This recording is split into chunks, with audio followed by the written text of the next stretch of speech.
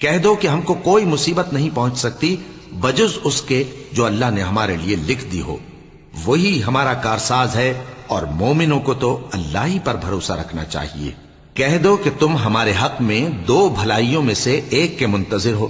اور ہم تمہارے حق میں اس بات کے منتظر ہیں کہ اللہ یا تو اپنے پاس سے تم پر کوئی عذاب نازل کرے یا ہمارے ہاتھوں سے تمہیں عذاب دلوائے، سو تم بھی انتظار کرو،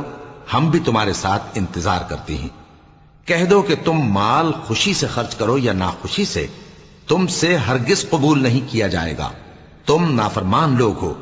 اور ان کے خرچ کیے ہوئے مالوں کے قبول ہونے سے کوئی چیز مانے نہیں ہوتی سوائے اس کے کہ انہوں نے اللہ سے اور اس کے رسول سے کفر کیا،